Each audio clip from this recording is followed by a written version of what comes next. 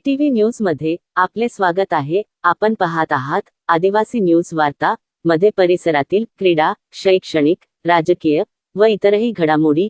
आता पाहूयात सविस्तर वृत्त। आदिवासी न्यूज वार्तासाठी नंदकुमार तोटेवाड। माहूर गडावरील श्री अनुसया माता मंदिर परिसरात देवस्थानावर सोडलेल्या लंगड्या गायीची शिकार पट्टेदार वाघाने करून गायीस ठार केल्याची घटना दिनांक 2 ऑगस्ट रोजी सायंकाळी 5 वाजताचे सुमारास घडल्याने गडावर दर्शनासाठी येणाऱ्या भाविकांमध्ये घबराट पसरली आहे। देश विदेशातून येत असलेले अनेक भाविक भक्त मनोकामना पूर्ण व्हाव्या यासाठी श्री दत्त शिखर संस्थान, श्री अनुसया माता संस्थानवर नवस फेडण्यासाठी जनावरे दान देत असतात। अशीच एक गाय श्री दत्त शिखर संस्थानवर सोडण्यात आली होती।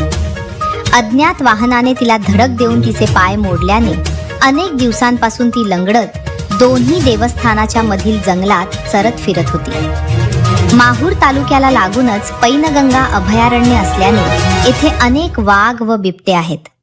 यापैकी अनेक वाघ बिबटे माहूर तालुक्यातील जंगलात येऊन जनावरांचा फडशा पाडत असतात। दिनांक 2 ऑगस्ट रोजी सायंकाळी अनेक वाहनधारकांना या पट्टेदार वाघाचे दर्शन झाले होते। सायंकाळी श्री अनुसया माता मंदिराच्या समोरील पार्किंग मध्ये गाय एकटीच फिरत होती।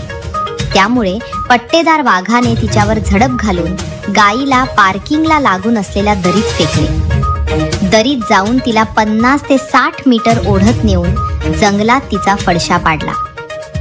घटना अनेक नागरिकांनी बघितली, परंतु त्यांची वाघाला बघून पाचावर धारण बसल्याने त्यांनी तेथून पळ काढला।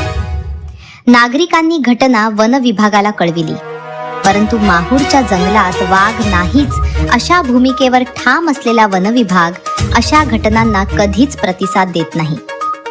मेलेल्या गायीचा वास सुटला असून वाघा आल्याची चर्चा तसेच गायीचे व्हिडिओ सोशल मीडियावर व्हायरल झाल्याने स्थानिक व्यापारी, नागरिक आणि येणाऱ्या भाविकांमध्ये घबराट पसरली आहे। वाघाने माहूर शहरात एंट्री केल्यास गंभीर घटना घडू शकते।